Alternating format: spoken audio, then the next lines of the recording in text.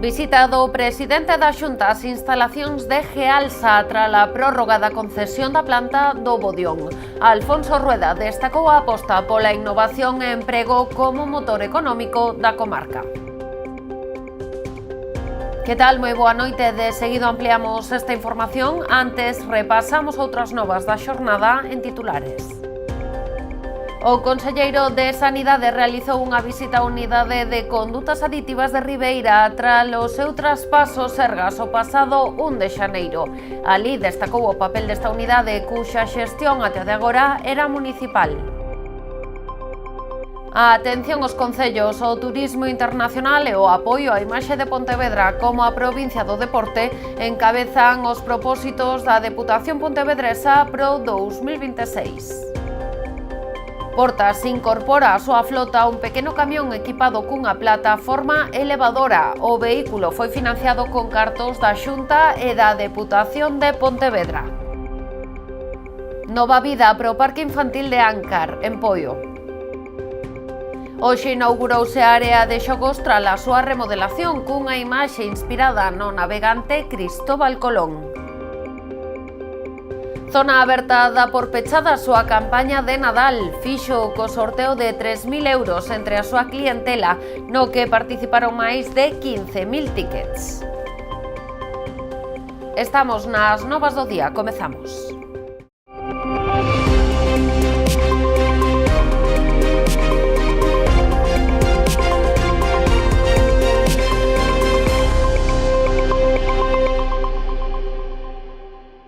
Un operativo conxunto levado a cabo pola Policía Local e a Garda Civil de Rianxo na tarde de onte permitiu a detención dun individuo como presunto autor dun delito de roubo con intimidación con arma branca, rexistrado escasas horas antes nun supermercado emprazado no propio casco antigo d'Ávila. Nas últimas semanas existía unha fonda preocupación na localidade polo incremento de pequenos roubos en establecementos comerciais e furtos no interior de vehículos, derivados na súa maior parte do tráfico e consumo de drogas. Ante esta situación, o Concello, en coordinación coa Policía Local e a Garda Civil, decidiu iniciar un dispositivo especial de vixilancia e seguridade cidadá, que, polo que se ve, xa está a dar os seus froitos. Por outra banda, o Concello da Pobra procedeu tamén ao peche dun tramo do Paseo dos Areos ante o risco de derrubamento. O treito afectado duns 300 metros é o que está situado entre o cruce da rúa Luis Seoane e o de Venecia.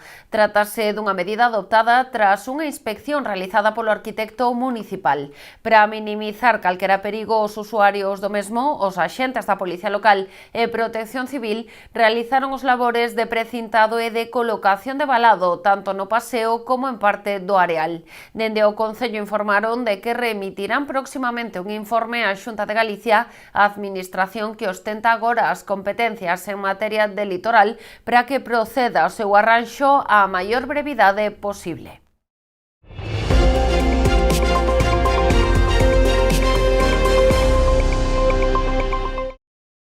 O presidente da Xunta visitou esta mañá as instalacións de Gealsa en Boiro. Alfonso Rueda puxo en valor a aposta pola innovación deste grupo empresarial que está a realizar importantes investimentos despois de que a Xunta autorizase a prórroga da concesión da planta emprazada no porto do Bodión. Acompañado pola conselleira do Mar, o presidente da Xunta desprazouse esta mañá ata Gealsa. Trátase da primeira visita de Alfonso Rueda despois de que o goberno que preside autorizase a prórroga da concesión da factoría do Bodión, pasando de 50 a 75 anos, o que permitiu á empresa realizar novos investimentos para a mellora e ampliación das instalacións. Hicimos inversiones moi importantes e hoy seguimos haciéndolas. Conscientes de que 17.000 de los 150.000 metros que tenemos son una concesión, pero teníamos que lograr esta prórroga porque nadie se atreve a invertir con un horizonte corto como el que había aquí.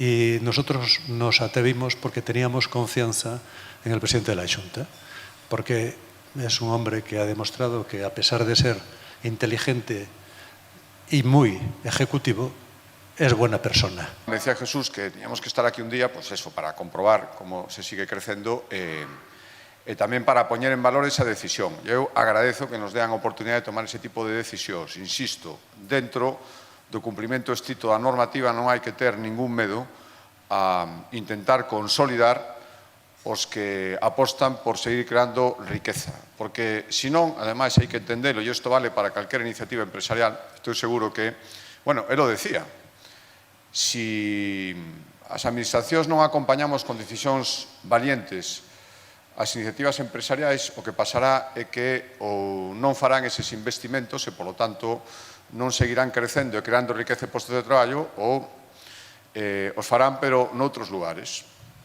E, polo tanto, como nos interesa que sigan crecendo ou nos interesa que o sigan facendo en Galicia, creo que tomamos a decisión que había que tomar. Tanto o presidente do grupo empresarial como o alcalde de Boiro quixeron agradecer a aposta da Xunta por esta firma, que constitúe un dos principais motores económicos e de creación de emprego non só do municipio, senón de toda a comarca. Que a renovación desa concesión a esta industria aquí no Bodión por 75 anos é unha gran noticia para Boiro, para a nosa actividade económica e tamén, como non podía ser, para a xeración de emprego no municipio. Esta renovación non só consolida a presencia de Gealsa no noso concello, senón que reafirma o carácter estratégico dunha industria que, como vimos nesta visita, aposta pola innovación tecnolóxica e pola sostenibilidade. Quero agradecer, en primeiro lugar, a Xunta pola renovación desta concesión a Gealsa por seguir apostando por Boiro e por ser un motor económico e social fundamentalmente para o noso pobo. Ademais da visita á planta principal, o presidente tivo ocasión de coñecer o novo almacén que acaba de poñerse en marcha, totalmente automatizado e dotado da última tecnoloxía para optimizar o traballo. O percorrido rematou no centro tecnolóxico que conta cun moderno laboratorio e unha planta de valorización. O conselleiro de Sanidade, Antonio Gómez Caamaño, realizou esta mañá unha visita ás instalacións da Unidade de Condutas Aditivas de Ribeira tras a oficialización do seu traspaso Sergas o pasado 1 de xaneiro. Durante a visita, o titular de Sanidade tivo tempo de coñecer o traballo que desenvolven os profesionais que prestan o seu servizo nestas dependencias, cuxa xestión até de agora dependía do Concello. O pasado 1 de xaneiro producíase de xeito oficial o traspaso dun total de 13 unidades de drogodependencias de titularidade municipal en toda Galicia, o Sergas, entre as que figuran a de Pontevedra, o Grove, Vilagarcía, Noia e Ribeira. Esta mañá o conselleiro de Sanidade, Antonio Gómez Caamaño, realizou unha visita ás dependencias desta última, acompañado da delegada territorial da Xunta na Coruña, Belén do Campo, da secretaria xeral técnica de Sanidade, Natalia Lobato, e do xerente da área sanitaria de Santiago e Barbanza, Ángel Facio. Durante a visita, Gómez Caamaño mantivo un encontro co persoal desta unidade e puido coñecer de primeira man os servizos e os medios materiais empregados na atención sanitaria. Segundo el, o traspaso faise atendendo a unha bella demanda da Federación Galega de Municipios e Provincias e dos propios concellos, para así facilitar a atención integral dos pacientes e garantir a máxima calidade do servizo.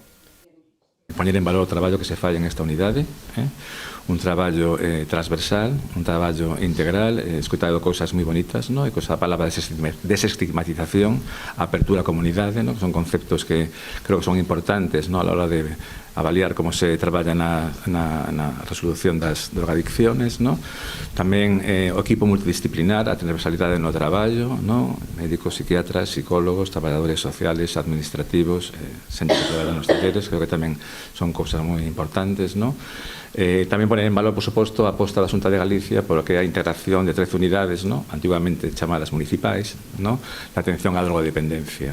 É unha aposta forte, unha aposta necesaria que vai permitir que a atención a estos pacientes, porque non deixa de ser pacientes, que ten, aparte do problema da drogadicción, outros problemas, sea máis integral e sea máis holística.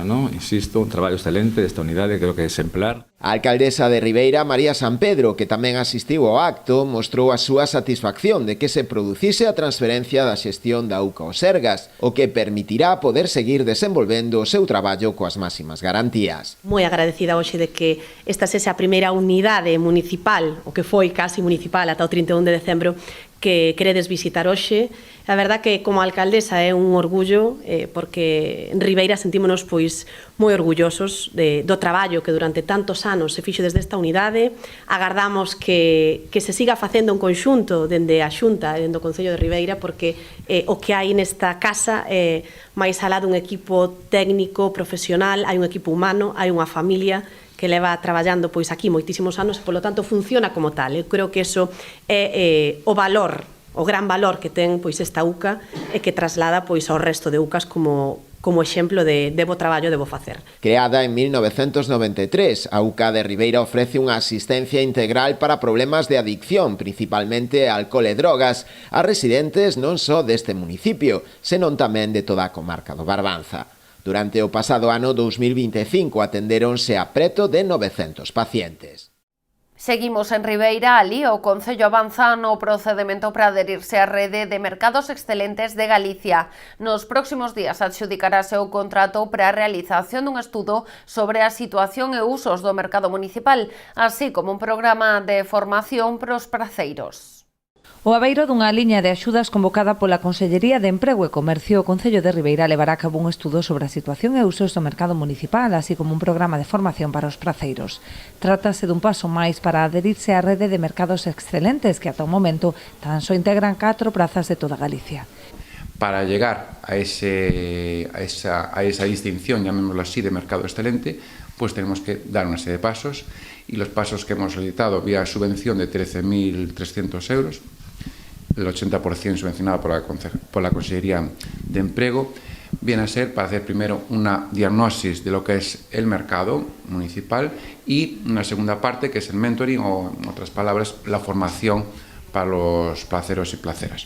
De esa manera son los primeros pasos que daríamos para la consecución de ese distintivo de mercado excelente que nos abre las puertas a otros tipos de subvenciones y mejora del mercado. Un mercado que estaría en este momento entre los 4 o 5 mejores a nivel gallego, y es un distintivo que nos llena de valor el mercado municipal. Estas actuacións veñense sumar ás reformas previstas na praza, como o pintado da fachada exterior ou a reposición do alumeado perimetral. En este momento está licitado para pintar toda la parte exterior del mercado, que está, tenía un deterioro porque ya lleva sus años, y aparte también toda la iluminación perimetral que está a nivel del suelo de todo el mercado municipal. Eso, igual que que en estos días pues también se adornó lógicamente de lo que pudimos a nivel navideño, pues le vamos a dar una importancia y un cariz importante a lo que es el mercado municipal, que yo creo que con este paso va a ser uno de los que más brille dentro de Galicia. Destacan tamén outras melloras acometidas recentemente, como a instalación do sistema de taquillas intelixentes, que supón tamén un valor engadido no camiño cara á excelencia. A atención aos concellos, o turismo internacional e o apoio á imaxe de Pontevedra como a provincia do deporte son algúns dos obxectivos que se fixa a Deputación Pontevedresa pro 2026. O presidente Luís López presentou esta mañá os obxectivos e retos do seu goberno cara este novo ano, entre os que figura superar as 1.400 actuacións na provincia. Avanzar na vía verde entre Soutomaior e Pontevedra e defender a transferencia e gratuidade da P9 son outros dos retos de López pros vindeiros meses.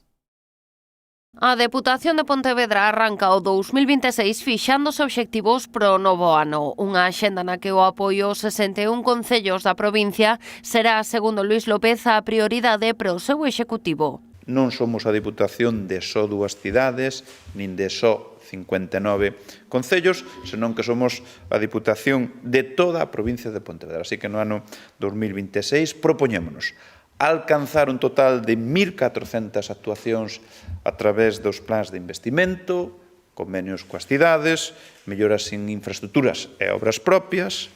O turismo tamén figura na axenda do goberno provincial. Neste eido a meta está clara, reforzar a acollida de turistas internacionais. Queremos que a pegada do turismo internacional sexa aínda máis profunda para avanzar no camiño da descentralización e a sustentabilidade, apoiado en fortalezas como o enoturismo, a gastronomía, a natureza, o patrimonio, cultura, deporte, e todo velo actuando como polos dinamizadores. Imos a seguir afondando nun modelo pensado para todo o territorio e todas as épocas do ano. Outro dos piares da política da Deputación neste 2026 pasa por afianzar a imaxe de Pontevedra como a provincia do deporte. Así, a intención é que o territorio poida acoller novos eventos deportivos de carácter global. Aspiramos a sumar máis de 200 modernizacións en infraestructuras deportivas, chegar a máis de 400 axudas a deportistas, estar ao carón dos clubes, tanto dos de élite como os da base, e atraer novos eventos de carácter internacional á provincia. Avanzar na rehabilitación de Santa Clara e dos edificios centrais do museo son outras das cuestións que a Deputación mete na súa axenda, sen perder de vista outras metas como defender a transferencia e a gratuidade da AP9 ou poñer en marcha o proxecto da Vía Verde entre Soutomaior e Pontevedra. A curto prazo, queremos asinar o convenio con Adif para a cesión dos terreos que permitan conectar mediante Vía Verde Pontevedra con Arcade, e todo isto sin perder o obxectivo global que é o de unir Vilagarcía con Vigo. No eido da acción comunitaria, os obxectivos pasan por superar o milleiro de colectivos atendidos e os 11 millóns de euros repartidos na primeira metade do mandato, mentres que en benestar social vaise facer realidade o investimento de 5,7 millóns de euros en Príncipe Felipe. Tamén está reservada unha partida de case 40 millóns de euros para manter a rede viaria. 6,5 millóns de euros chegarán a Marín dende a Unión Europea. O Concello informou da aprobación definitiva desta contía enmarcada no Plan de Actuación Integral Marín 360. Agora o Goberno local destinará estes cartos a executar 4 proxectos estratéxicos para a vila cun horizonte de 4 anos. Unha das principais intervencións será prevista na barriada de Virxe do Carme. Aquí crearase unha zona de transición verde entre o barrio e a senda do río Lameira, un espazo no que xa está actuar Augas de Galicia. Ademais, melloraranse os viais que rodean o barrio e avanzarase na reforma integral do pabillón do Sequelo. No caso da barriada de San Pedro, o proxecto recolle unha urbanización completa, a actuación no estadio e a mellora da conexión co barrio do Sequelo. Na Cañota renovarase a praza central, modernizarase o local municipal e humanizaránse as rúas Cañota e Carballiño. O plan contempla tamén actuacións na banda do río e no Casco Vello. Ademais, reformaránse a cuberta e as instalacións do mercado e mellorarase a accesibilidade á finca de Briz. Agora, dende o Concello están a deseñar a folla de ruta a seguir. O primeiro paso será neste ano redactar os proxectos técnicos e a posta en marcha das intervencións que xa están listas. Tempo para a publicidade, non marchen.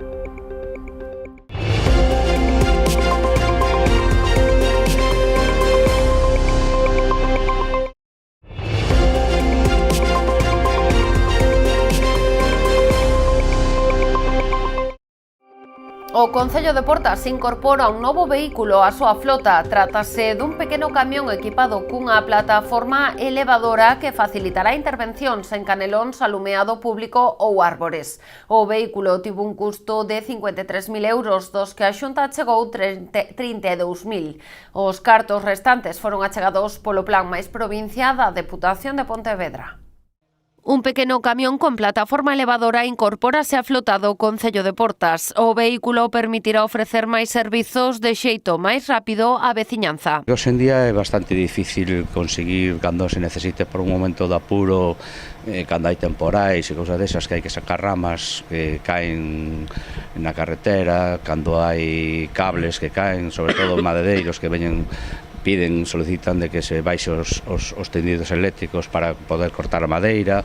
Entón estábamos sempre pendentes de disponibilidade de unha plataforma elevadora que viñera a empresa para que nos pudera facer esos servicios. Tamén facilitará a realización de tarefas de mantemento nos tellados de edificios públicos como pabillóns de deportes e colexios. Sobre todo nos pabillóns e nos canelóns dos colexios tiñamos moitos problemas de atrancos tamén das follas, das follas perennes que caen nesta época, tiñamos atrancos que despois causaban inundacións dentro dos pabellóns, dos colexios, etc.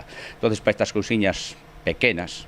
Non vamos a ser uns especialistas en facer traballos de altura, pero para estas cousas pois é moi importante. O Concello mercou este vehículo cunha achegada á Xunta de Galicia. Dos 53.000 euros que custou, o Goberno autonómico achegou 32.000 a través do Fondo de Compensación Ambiental. Na provincia de Pontevedra foron 14 os concellos beneficiados cun importe total de 450.000 euros. Bueno, é unha axuda que importante para os concellos, xa digo, para que poidan prestar mellor os seus servicios, e a Xunta, desde logo, neste ano 2026 seguirá colaborando con esa liña de axudas, tanto desde o Fondo de Cooperación Ambiental como desde outros programas. Os 21.000 euros restantes procederon do Plan Mais Provincia da Deputación de Pontevedra.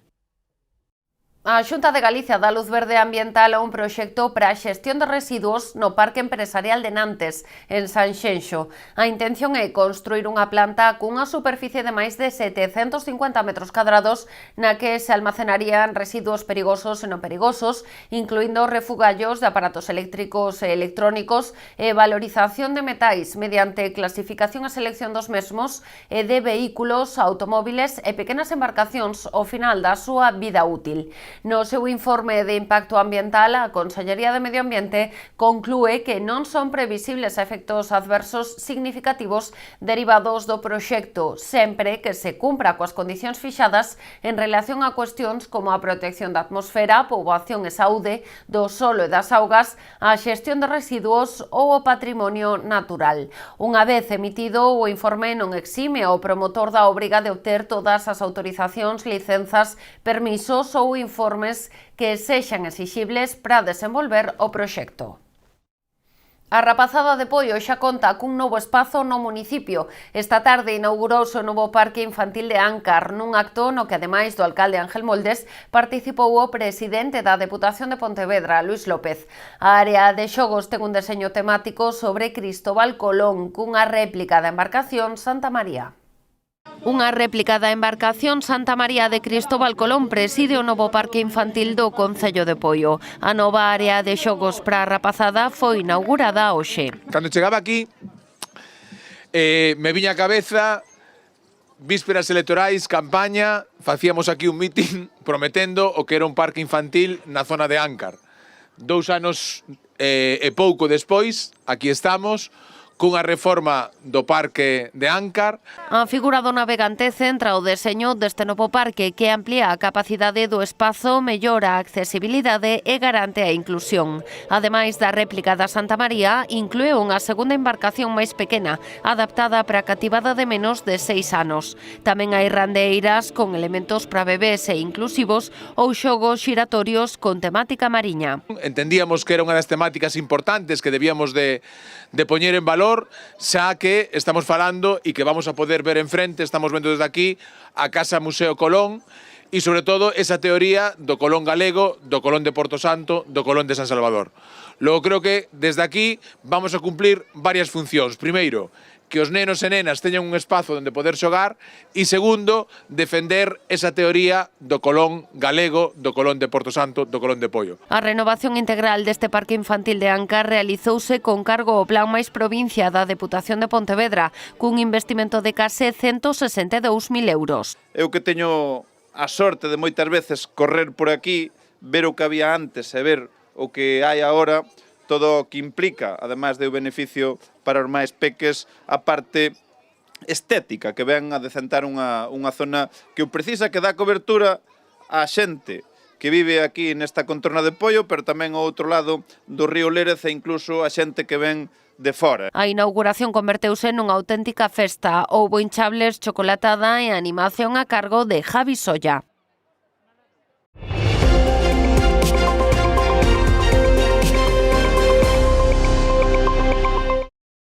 Zona Aberta dá por pechada a súa campaña de Nadal. A Asociación de Comerciantes e Hostaleiros de Vilagarcía celebrou onte o sorteo de 3 vales de compra de 1.000 euros entre a clientela dos seus asociados, sumando máis de 15.000 tickets. Así dá por rematado un dos momentos máis importantes para o comercio local dentro do ano, que nesta ocasión deixa ademais un balance positivo. Foron semanas de moita actividade e de boas cifras de venda, polo que dende Zona Aberta dan por cumprir cumpridas as expectativas. Ademais do sorteo, a campaña de Nadal que se desenvolveu baixo o lema Fai voar o Nadal incluiu actividades de animación na rúa como a iniciativa Nadal de Conto Disney, a chocolatada Zona Aberta e unha chocolatada solidaria coa recollida de xoguetes para Caritas.